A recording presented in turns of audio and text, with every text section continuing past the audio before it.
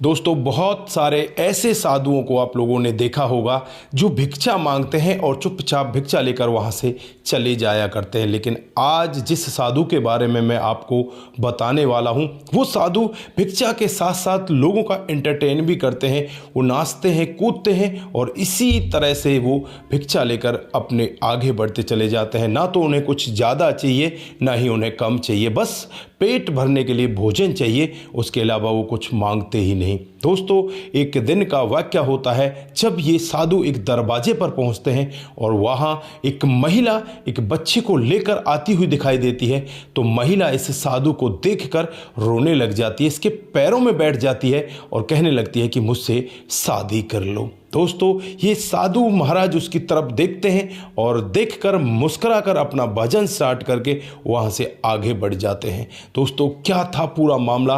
ये महिला इस साधु से शादी करने के लिए क्यों कह रही थी? अगर आप लोग भी पूरे मामले को डिटेल से जानना चाहते हैं तो वीडियो को ज़रा सा भी स्किप ना करें, लास्ट तक वीडियो को ज़रूर देखिएगा। आगे बढ़ने से पहले हमारी वही रिक्वेस्ट कि जो हमारे चैनल के साथ नए हैं, कृपया करके चैनल को फॉलो कर लें, बेल आइकन को ज़रूर प्रेस करें। नमस्कार, जय हिंद। आप देख रहे हैं APH न्यूज राहुल रावत के साथ। दोस्तों, आज की जो हकीकत की घटना आप लोगों को बताने जा रहा हूं, बिहार में एक जिला पड़ता है बक्सर, और बक्सर के एक छोटे से गांव की हकीकत की घटना है। यहां पर अविनाश नाम का इकलौता बेटा अपने माता पिता के साथ बड़े आराम से रहा करता है।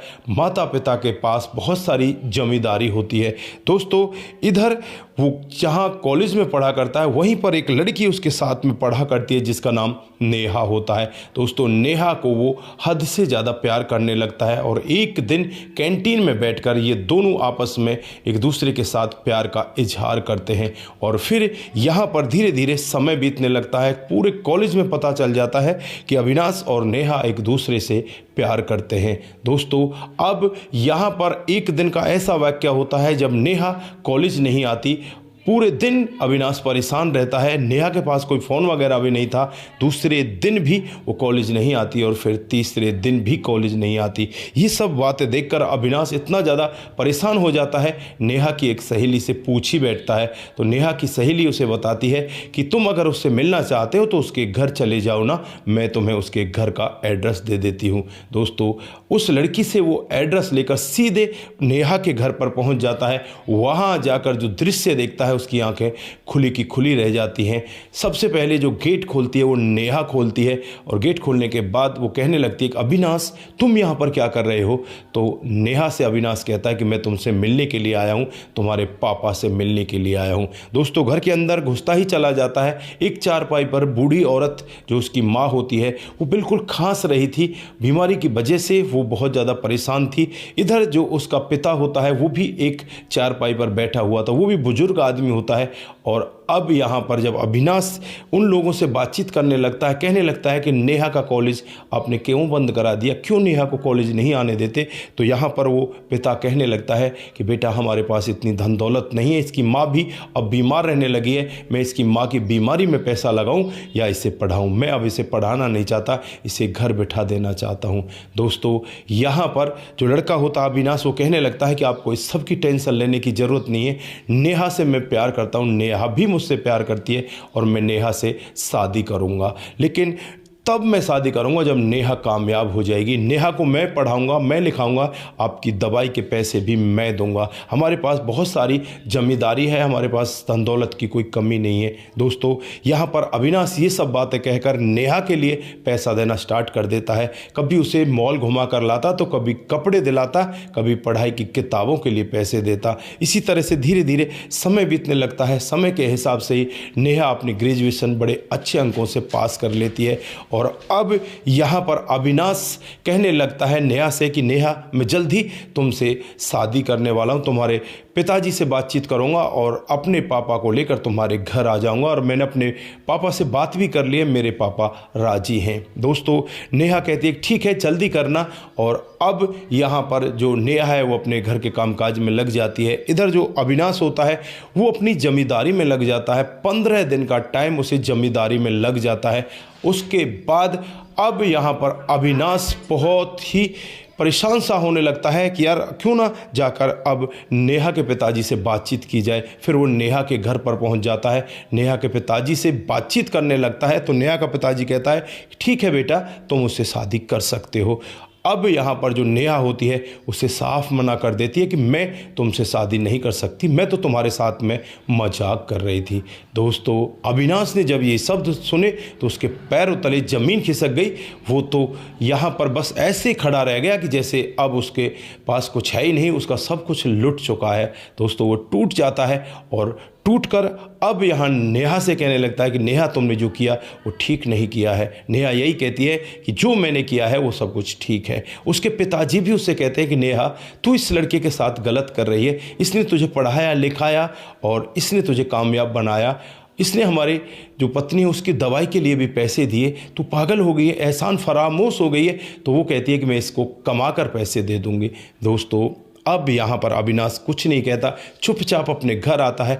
घर आने के बाद अपने माता पिता से कहने लगता है कि माँ बाबूजी, जिस लड़की को मैं हद से ज़्यादा चाहता था, जिससे प्यार करता था, उसने मुझसे शादी करने से मना कर दिया है और मैं अब इस संसार में साधु बनकर रहूँगा। माता पिता कहते हैं बेटा ऐसा मत कर, तू यहाँ पर और दूसरी लड़की से शादी कर ले, तेरे लिए हज़ारों लड़कियों की लाइन में लगा देंगे। लेकिन यहाँ पर वो कहता है कि मुझे अब शादी नहीं करनी, शादी से मेरा अब विश्वास उठ चुका है। दोस्तों, उसके बाद ये अविनाश वहाँ से साधु का भेष धर लेता है और सीधे वहाँ से निकल जाता है। गांव गांव घूमने लगता है, बस हरि का भजन करना, नाचना गाना और खा पी कर सो जाना। बिल्कुल मस्त मौला महाराज बन जाता है। इसी तरह से धीरे धीरे करके समय बीतने लगता है। लगभग 8 साल का समय बीत जाता है। 8 साल के बाद ये अविनाश एक गांव के अंदर जाता है और वहाँ भी इसी तरह से नाचता कूदता हुआ जाता है। सामने एक महिला एक बच्चे को लेकर आती है और जब वो महिला इस साधु को देखती है तो बस देखती ही रह जाती है। दोस्तों, वो महिला कोई और नहीं होती, वो महिला नेहा होती है और जिसका वो एक 2 साल का बेटा होता है। दोस्तों, इधर जो अविनाश होता है बस उसकी तरफ देखकर वहाँ से कुछ भिक्षा लेने की इच्छा करता है, लेकिन वो भिक्षा नहीं देती। तो वहाँ से वो सीधा अपना गाना भजन स्टार्ट करके आगे बढ़ जाता है। दोस्तों, यहाँ पर उसके पीछे पड़ जाती है, उसके पैर पकड़ लेती है और कहने लगती है कि अविनाश, मुझे माफ़ कर दो, मुझसे शादी कर लो। दोस्तों, यहाँ पर अविनाश जो होता है वहाँ से हंसता हुआ सीधे अपने घर पर पहुँच जाता है। वहाँ जाने के बाद वो अपने माता पिता को सारा वाक्य बताता है कि माँ बाबूजी, यहाँ पर जो नेहा ने मेरे साथ किया था उससे भी बुरा उसके साथ अब हो चुका है। दोस्तों, माता पिता कहते हैं कि उसके साथ में हुआ क्या है। तो नेहा से वो पहले ही बातचीत कर चुका था। नेहा ने बताया था कि जब 15 दिन के लिए तुम अपने कामकाज में चले गए थे तो जो यहाँ एमएलए का बेटा है वो इधर से निकल कर जा रहा था और एक पर्ची इसके पास में फेंकता है। पर्ची को उठाकर ये कहने लगती है, मैं पर्ची का क्या करूँगी जब मेरे पास मोबाइल ही नहीं है। फिर वो एमएलए का लड़का इसे अपनी गाड़ी में गाड़ी में बिठाकर बाजार ले जाता है, वहाँ से इसे नया मोबाइल दिला देता है और मोबाइल लेने के बाद ये बड़ी खुश होती है और अविनाश को भूल जाती है। उस एमएलए के लड़के के प्यार के चक्कर में पड़ जाती है और उस लड़के से प्यार करने लगती है। वो लड़का भी इसे झूठ मूठ का प्यार करता है, एक कमरा लेकर इसके साथ में रहने लगता है। अपने घर वालों के खिलाफ जाकर उस लड़के के साथ चली जाती है, लेकिन 2 साल तक ही इनका प्यार टिक पाता है। 2 साल के बाद एमएलए के लड़के की धूमधाम से किसी अमीर लड़की से शादी हो जाती है और ये नेहा अब रोड पर आ जाती है। इस दौरान में उनको एक बच्चा भी हो गया था और वो बच्चा आज 2 साल का था। 2 सालों से ये इसी तरह से अपने कामकाज को कर रही है, क्योंकि जैसे ही वो बच्चा हुआ था तभी एमएलए के लड़के ने इसे थुतकार दिया था, छोड़ दिया था। दोस्तों, अब यहाँ पर ये इधर उधर घरों में काम करके अपना गुजारा कर रही होती है और आज अविनाश को देखकर इसे अपना वही प्यार याद आने लगता है। अविनाश अब यहाँ अपने घर वालों से कहता है कि मैं शादी करना चाहता हूँ। फिर अविनाश की शादी कर दी जाती। 32 साल की उम्र होती है, बहुत ही अच्छी उसे पत्नी मिलती है। पत्नी को लेकर सीधे वो वहीं पर पहुँच जाता है जहाँ पर नेहा रहा करती है। दोस्तों, नेहा की तबीयत आज बहुत ज़्यादा ख़राब होती है, वो बीमार होती है। वो अपने बच्चे को जैसे तैसे करके पाल रही होती है। दोस्तों, यहाँ पर अविनाश उससे कहता है कि मैं तेरे जीवन भर का राशन का खर्चा उठाऊंगा और आज मैं तुम्हें राशन देकर जा रहा हूँ। वहाँ पर उसे राशन देता है, उसके बच्चे को भी राशन देता है और नेहा यहाँ पर बस पछतासी रह जाती है कि मैं करूँ तो क्या करूँ, मैंने बहुत ही गलत कदम उठाए। दोस्तों यहाँ पर अविनाश भी यही कहता है कि भगवान इसी जन्म में उसकी करनी का फल उसे ज़रूर दे देता है। नेहा ने अविनाश के साथ में बहुत गलत किया था। अविनाश ने नेहा को पढ़ाया लिखाया, उसके सारे खर्चे उठाए, लेकिन जब शादी का नंबर आया तो एमएलए के लड़के के साथ वो फुर्र हो गई और एमएलए के लड़के ने भी उसे बीच मझधार में इसी तरह से छोड़ दिया। आज भी नेहा इसी तरह से रह रही है और वो अपनी गलती का एहसास करती है, बार बार यही कहती है कि मैंने बहुत गलत कदम किए, मैंने बहुत गलत कदम उठाए, जिसकी वजह से आज मुझे दुख भोगना पड़ रहा है। तो दोस्तों ये रही आज की एक छोटी सी मोटिवेशनल कहानी। आप लोगों को इस कहानी से बहुत कुछ सीख कर जाने की ज़रूरत है।